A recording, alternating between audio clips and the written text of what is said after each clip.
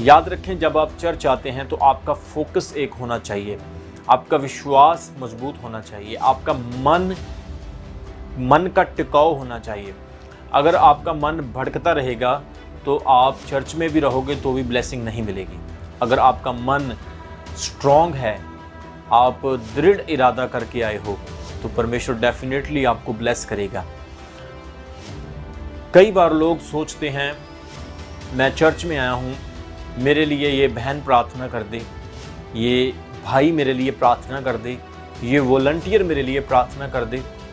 आप प्रेयर तो करवा लेंगे, लेकिन आप उस प्रार्थना का असर, उस प्रार्थना की ब्लेसिंग कभी भी हासिल नहीं कर पाओगे। उसका रीज़न क्या है? क्योंकि आपका विश्वास जो है वो वेवरिंग फेथ है, हिलने वाला फेथ है। आपके पास ऑप्शंस हैं। आप अपने मन में ये विश्वास कर सकते हैं कि मैं परमेश्वर की हुजूरी में जा रहा हूँ।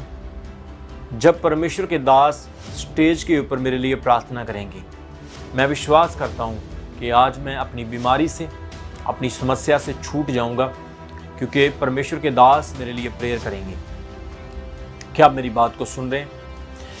जब भी आप परमेश्वर की हुजूरी में आ जाते हो, जब आप अलग अलग लोगों से हाथ रखवाना शुरू कर देते हो, वो प्रार्थना कर दे मेरे लिए, वो प्रार्थना। कुछ लोग ऐसे होते हैं जो अलग अलग लोगों से प्रार्थना कराते रहते हैं। मैं कई बार संडे को एक्सपीरियंस करता हूँ, वो कहते हैं ये भाई मेरे लिए प्रार्थना कर दे, उससे करवा ली, फिर वो दूसरे के पास चले, आप भी मेरे लिए प्रार्थना कर दे।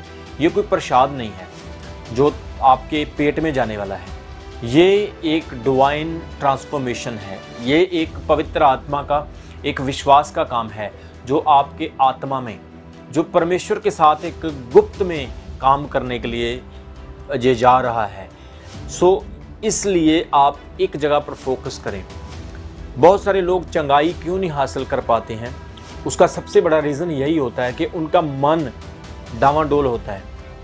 बहुत सारे लोग, याद रखें, जब नमान कोढ़ी, जिसकी पूरी बॉडी को कोढ़ पड़ा था, वो गया और उसने अलीशा से विनती की कि वो बाहर आए और मेरे लिए प्रार्थना करे, मेरे कोढ़ के स्थान पर हाथ लगाए और मुझे कोढ़ से चंगा करे। लेकिन अलीशा अपने घर से बाहर नहीं आया।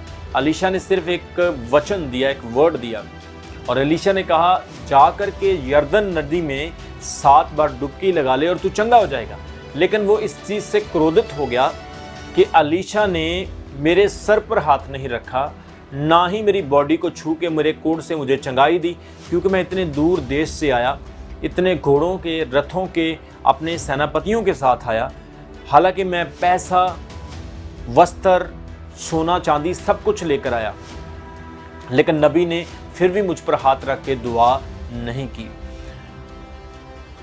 मेरे प्रियो, आज भी हमारे चर्च में या हमारे क्रिश्चियन समाज में इस तरह के लोग पाए जाते हैं जो परमेश्वर को प्यार करने वाले हैं। वो कहते हैं मुझ पर हाथ नहीं रखा गया और मेरे लिए प्रार्थना नहीं हुई। जो वचन है, जो वर्ड है, उससे बड़ी पावर कोई भी नहीं है। यीशु मसीह ने कहा है कि मनुष्य रोटी से नहीं बल्कि परमेश्वर के वचन से जीवित रहेगा। अलीशा ने नमान कोढ़ी को एक वर्ड दिया, एक वचन दिया। अगर आप वचन की पालना नहीं कर सकते तो आप 10 बार हाथ रखवा लें, आपको कभी हीलिंग नहीं मिलेगी, आपको कभी चंगाई नहीं मिलेगी। अगर आप वचन की पालना करते हो तो मैं सच्ची कह रहा हूँ आपको, आप हाथ भी ना रखवाओ, आप चर्च आते ही चंगे हो जाओगे, क्योंकि आपको देखने वाला सर्वशक्तिमान, आपको देखने वाला आदि अंत यीशु मसीह है। होली स्पिरिट की प्रेजेंस वहाँ पर होती है। जैसे लोहा चुंबक को लगता है, ऐसे ही आपके विश्वास को देखेगा पवित्र आत्मा और आपको छू के चंगाई देगा।